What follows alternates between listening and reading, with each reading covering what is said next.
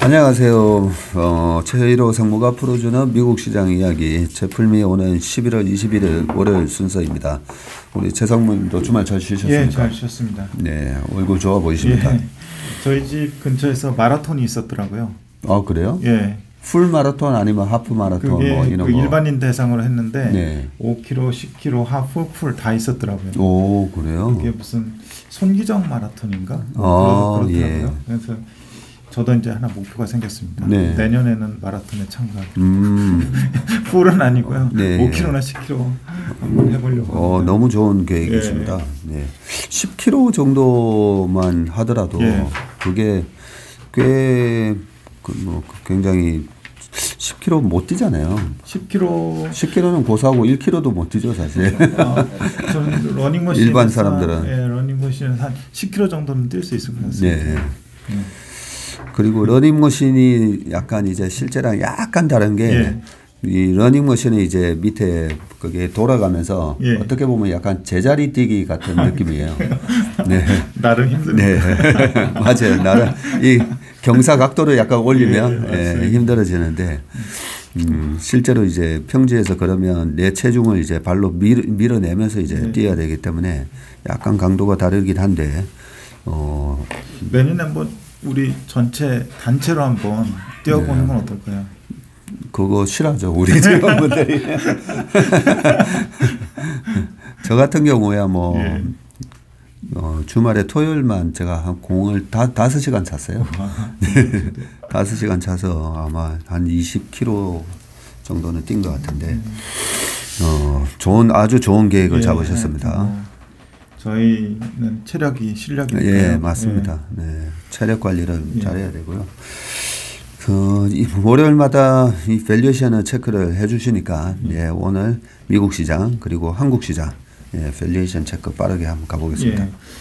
전체적으로 미국 시장이나 우리나라 시장이나 좀 쉬는 분위기인데요.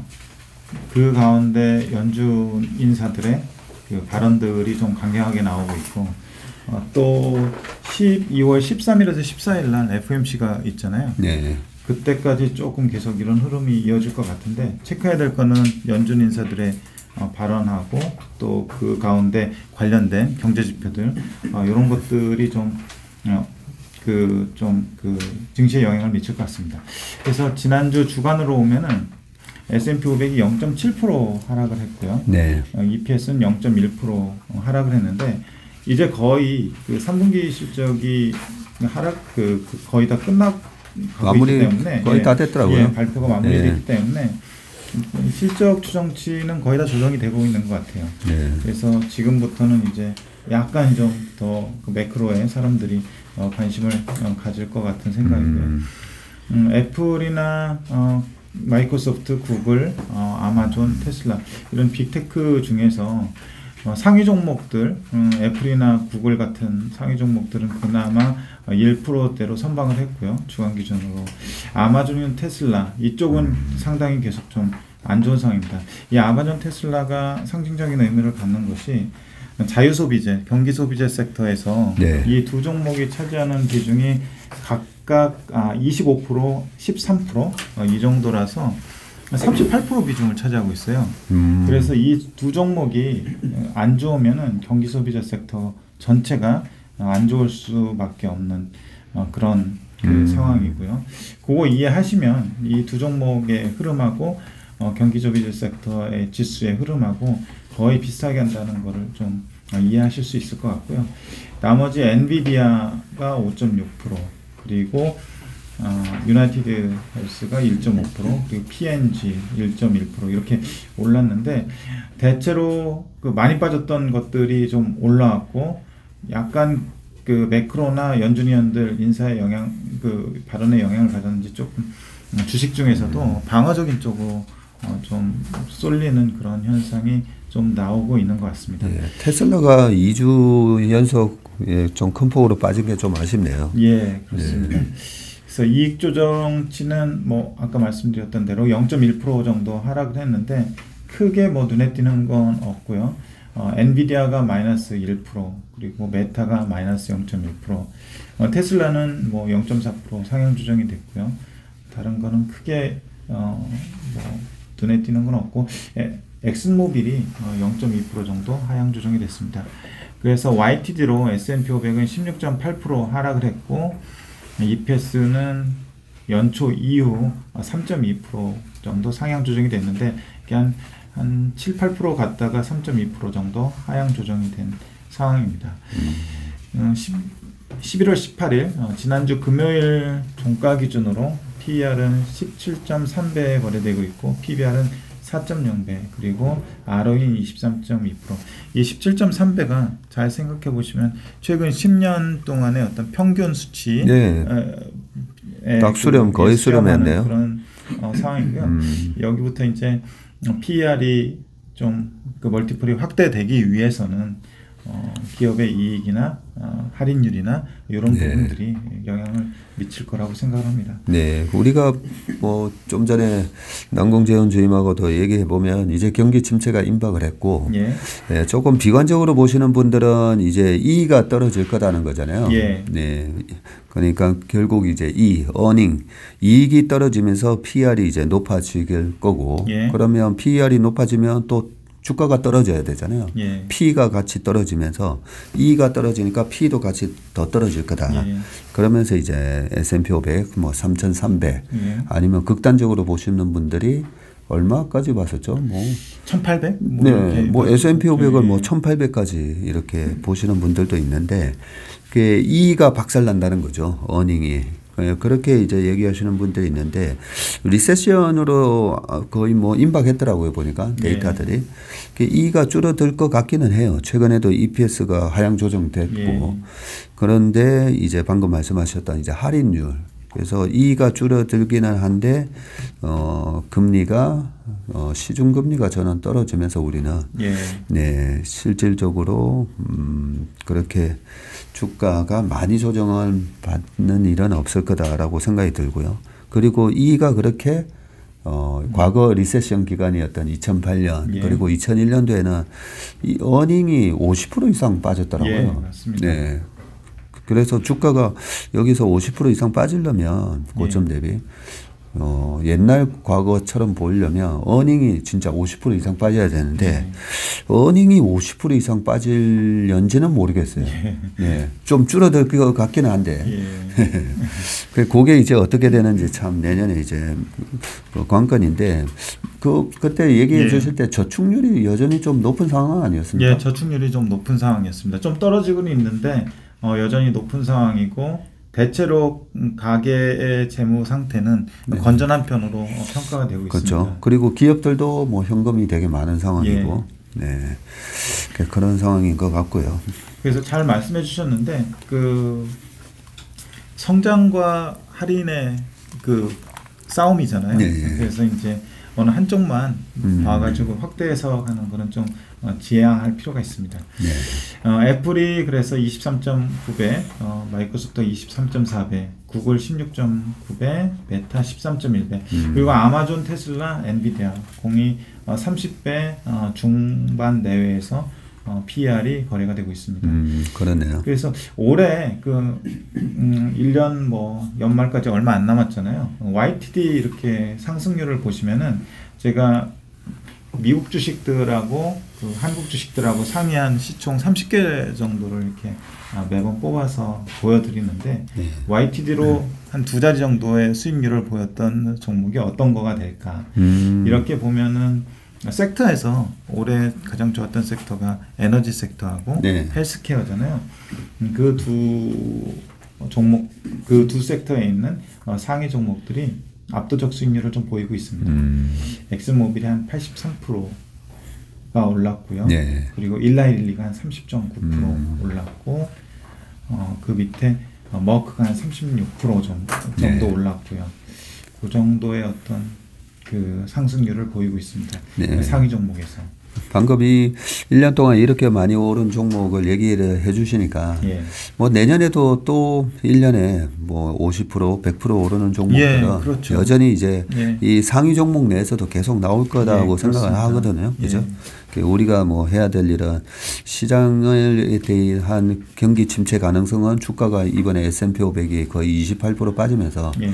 뭐 나스닥이나 반도체 지수나 거의 뭐 35%, 39% 이래 빠지면서 그런 이익이 줄 가능성에 대해서는 이미 시장이 반응을 했고 예. 네, 그런 와중에도 어떤 기업과 어떤 섹터에서 내년에 또 큰 폭의 상승이 나오는지 그걸 찾는 게 이제 저희들이 해야 될 일이니까 예, 맞습니다. 네, 그런 부분은 계속 체크하도록 예. 하겠습니다. 뭐 짧은 시계지만 주간 기준으로 보면 아까 말씀드렸듯이 필수비즈, 헬스케어, 유틸리티 이런 업종들이 일주간 선방을 했고요. 자유소비재는 아까 말씀드렸듯이 테슬라, 아마존의 영향으로 좀 주간 기준 한 3.2% 정도 빠졌고 그 밖에 IT 금융 쪽이 좀 약세였습니다. 12개월 포워드 EPS 왼쪽 그림 보시면은 그 2020년부터 EPS 추이를 가져왔는데 네. 지금 보면은 6월 고점이 239.64거든요. 네. 지금이 229.94입니다. 그래서 차이를 보면 한 4% 정도 고점에서 좀 하락한 수준이고요. 이게 지금 아까 말씀드렸듯이 그 실적 발표 시즌에 한 10월 말부터 이어졌는데 실적 발표 시즌이 시즌 동안 한 1.6% 정도의 EPS가 예. 하향 조정이 됐습니다. 그래서 이게 지금 아까 이제 주간 기준으로 0.1% 정도 하향 조정이 됐다고 하는데 이게 이제 거의 그 실적 발표가 마무리되면서 조정 자체도 좀 마무리된 상황이고요.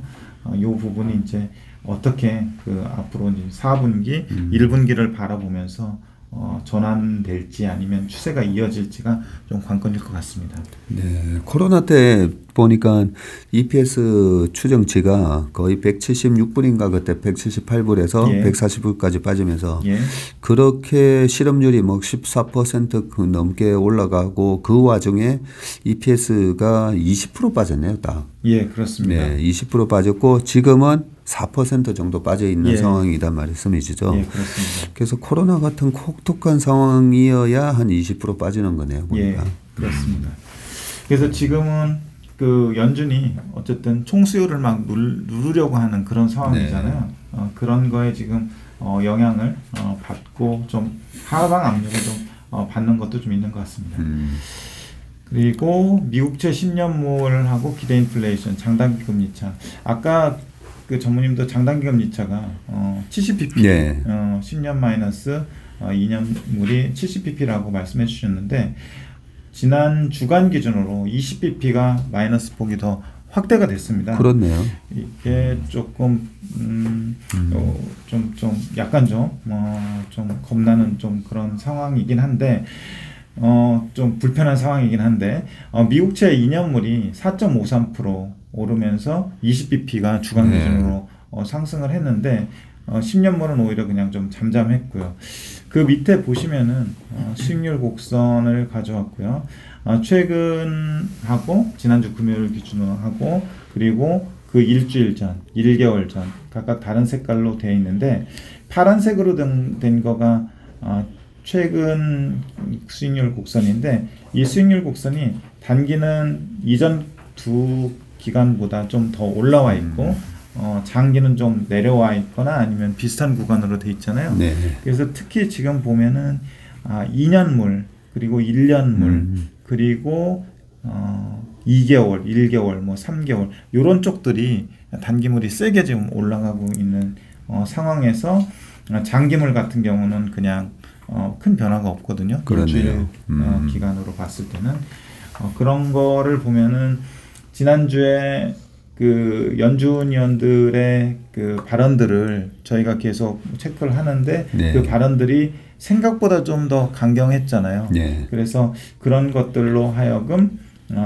그 단기물 자체가 좀 더 올라가는 효과가 있지 않았나 그런 영향이 있지 않았나 그런 생각이 좀 들었고요. 네. 이런 부분들은 계속해서 그 FOMC 이전까지는 이어질 수 있으니까 좀 그러려니라고 생각을 하시면 될 것 같아요. 이게 뭐 특별히 실질적인 어떤 기업에 영향을 주거나 뭐 경제 지표에 영향을 주거나 하는 그런 어떤 징후는 좀 아직까지는 좀 별로 찾질 못하는 것 같고요. 네.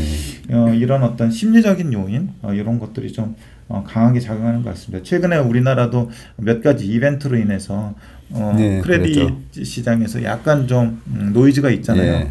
채권 발행이 좀 잘 안 된다는 등, 채권 금리가 좀 높게 형성된다는 등 이런 것들이 있는데 그런 거에 어떤 하나의 부분으로 일환으로 좀 생각을 해주시면 되지 않을까 싶고요. 그 밑에 보시면은 빨간색으로 된 그 표시된 그 날짜가 있고 회색 음영 부분이 돼 있잖아요. 빨간색이 이제 그 빅 이벤트인 12월 FOMC가 있는 그 날이고요. 13일, 14일이고요.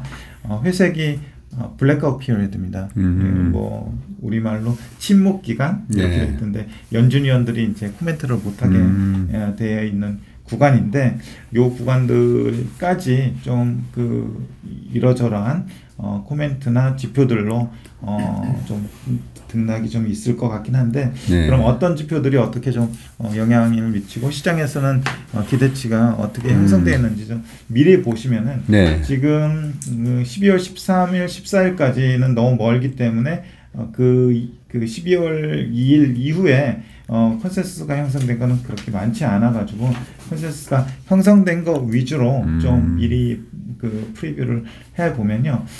대체로 보면은 이전치보다는 약간 슬로우한 그런 느낌이에요. 경기 지표는. 그런데 중요한 거는 이 시장에서 생각하고 있는 이 슬로우한 지표 대비 더 나오냐 덜 나오냐 요게 관건일 것 같고요. 몇 가지 좀 중요한 게 생각하는 그 경험적으로 중요하게 영향을 미쳤던 지표들을 보면은 일단은 S&P 글로벌 PMI 보시면은 이전치 50.4에서 제조업 같은 경우 50.4에서 50 그리고 서비스업은 47.8에서 48 이렇게 돼 있고요. 그리고 이게 그리고 좀 미시간 대학교에서 발표하는 소비자 신뢰 지수 이외에 1년 인플레이션하고 10년 인플레이션을 발표하거든요. 그것도 때로 변동성을 야기를 하더라고요. 그래서 요거는 5.1에서 5.1, 3에서 3 똑같이 그 시장에서 기대가 형성돼 있고요. 그리고 케이스실러 주택가격 지수 보면은 요거는 이전치 마이너스 1.32에서 1.3% 비슷한 수준이고 그리고 전년 대비로는 13.08, 10.5 그 상승률 자체의 폭이 줄어드는 그런 상황이고 좀 큰 폭으로 떨어지네요. 13%에서 10.5니까. 예, 그렇습니다. 계속 그 MOM으로 마이너스를 기록을 하다 보니까 그런 부분들이 YOY에도 영향을 미치는 그런 상황입니다. 그리고 소비자 기대지수 102.5에서 100 그리고 졸트 보고서라고 해서 구인 대비 구직 그래서 구인이 지금 지난번에 1,070만 명이었는데 1,035만 명으로 좀 줄어들어서 이게 뭐 실제로 기업들이 덜 뽑는지 공급이 많아졌는지 요거는 좀 그때 가서 체크해 봐야 될 것 같고요. 중요하게 보는 지표로 연준에서 중요하게 보는 지표로 PC 물가 지표가 있잖아요. 이게 이전에 0.3에서 0.3% 똑같이 나와요. 근데 이 지수를 구해보면은 이 0.3을 대입을 해보면은 여기는 쓰진 않았는데 YOL은 6.2에서 6.0으로 되더라고요. 그래요? 지난번에 YOY로는 6.2%였는데 지난달 발표했던 게 이번에는 그러면 0.3 전월 대비해서 증가한다라고 보면 6.0이 나옵니까? 6.0이 나옵니다. 혹시 이제 0.2%가 나오면 5.8% 정도로 떨어집니다. 5%대로 떨어지네요. 그래서 요걸 조금 월말 그 11월 말 12월 초에 증시의 어떤 영향력이 좀 셀 수 있는 지표일 것 같고요. 그 다음 날 바로 ISM 제조업 지수 발표가 있네요. 그 다음 날 ISM 제조업 지수가 있는데 50.2에서 바로 50 정도로 떨어지고 비농업 그 12월 이후에 나오는 지수들은 전부 다 이제 다 빠지는 거로 나오더라고요. 뭐 비농업 보면 고용자 수도 그렇고 실업률도 그렇고 실업률도 3.7에서 3.8로 더 올라가게 되고요. 시간당 평균 임금도 4.7에서 4.6으로 올라가고 경제활동 참가율도 파월이 좀 중요하게 생각하는 건데 62.2에서 63.3으로 더 올라가고 그래서 이제 12월 달에 발표하는 경제 지표들은 좀 증시 환경에 약간은 우호적인 쪽으로 작용을 할 수 있을 것 같아요. 그 기대치대로 간다면. 네, 이렇게 쭉 보니까 예. 실적 발표가 이번에 거의 다 끝났잖아요. 예, 그렇습니다. 그러면서 이제 앞으로 매크로의 영향을 받는 그런 장세가 될 수 있다라고 말씀하셨는데 실제로 그동안에 그렇게 장이 움직였었네요. 7월, 8월 달에 예. 시장이 좋았었잖아요. 예. 7월, 8월이 보면 실적 시즌이었었네요. 예. 또 실적 시즌이었고 실적 시즌이 끝나고 난 8월 말부터 9월. 예. 그때 이제 매크로 이슈에 맞습니다. 시장이 영향을 받고 예. 그 매크로 이슈에 이제 어떤 공포감을 준 게 파월의 이제 발언들. 예. 그런 부분들이 이제 심리적으로 영향을 줬고 또 실적 시즌 되니까 시장이 최근 한 달 동안 다시 올라왔어요. 맞습니다. 예. 실적이 왜냐하면 예. 공포감에 비해서 별로 나쁘지 않으니까. 예. 그러면서 다시 올라왔고 자 이번에 그러면 남은 기간 동안에 12월 말까지 또 예. 새로운 실적 발표가 되는 1월 전까지는 12월까지 계속 이런 경제 지표에 이런 게 이제 시장이 노이즈가 될 건데 이 경제 지표가 그 동안에는 예. 6월 달에도 안 좋았었잖아요. 예, 5월 그렇습니다. 말에서 6월 그때도 안 좋았었는데 그때도 왜 안 좋았을까라고 보면 매크로 지수가 너무 안 좋게 우리 예. 안 좋다는 말은 너무 이제 인플레이션이 강하게 나타나는 예, 맞습니다. 그런 모습이 나타났었던 부분인데 그런 것들이 이번에는 오히려 이제 꺾이는 예.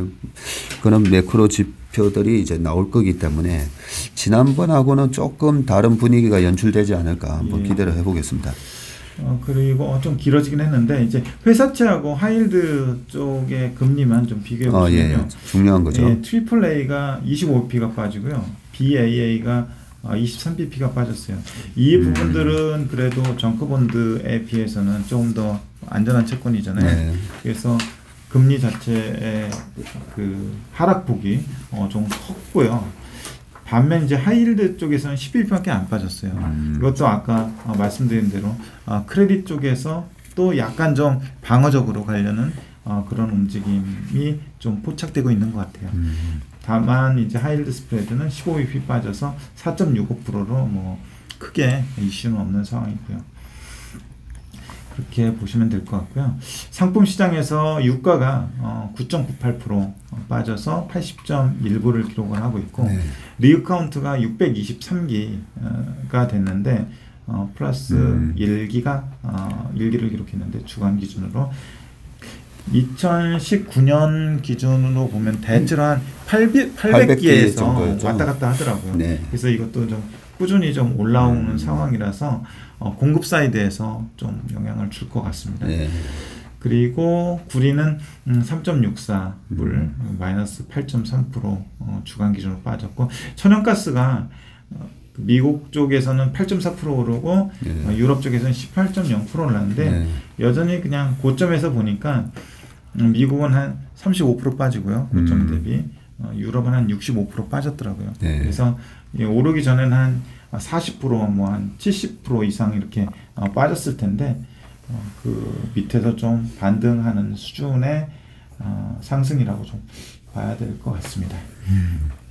외환시장은 그 달러 인덱스가 106.9를 기록해서 0.6%가 주간 기준 올랐고 원달러 환율은 1339.7원 지난주에 한 2% 정도 올랐습니다.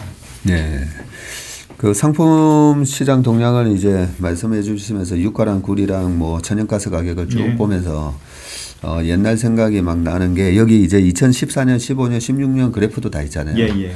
유가가 올라갈 때는 올라간다고 해서 물가에 영향을 주고 예. 기업들의 그 비용에 영향을 주기 때문에 염려를 했다가 예. 실제로 이렇게 2014년도에도 큰 폭으로 빠지잖아요. 예.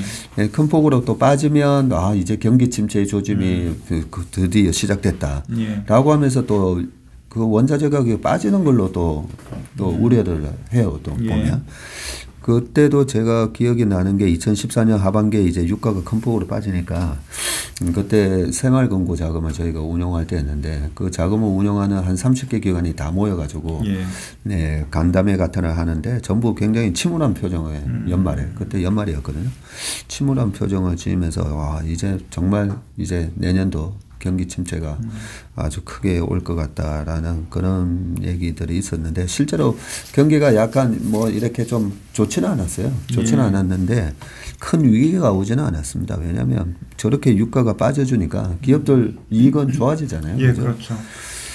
네, 그랬던 게 기억이 나네요. 이게 되게 어려운 부분이긴 한데 네. 그 정상적인 상황이라면 유가의 수요는 한 그 전체 경제 성장률의 뭐 그걸 탄성치라고도 하던데 그 50% 정도래요. 그 무슨 얘기냐면은 전체적으로 세계 경제 성장률이 한 2% 정도 성장을 하게 되면은 네. 유가의 수요는 1% 정도 오른다고 하더라고요. 통계적으로. 그래요. 근데 이제 그 1% 0.5%가 작은 것 같지만 유가 전체 시장으로 보면은 굉장히 큰 부분이잖아요. 굉장히 크죠. 그런 부분에 그런 상황에서 약간의 수요의 변동이나 약간의 공급의 변동이 있어도 가격이 크게 움직이는 성격이 있는 것 같아요. 예, 말씀하신 대로 이게 장치 산업이다 보니까 리그 카운트 이런 것들이 지금 2019년 대비해서도 겨우 이제 80% 회복했더라고요. 계산해 보니까 그게 유가가 올랐다고 해서 금방 다시 막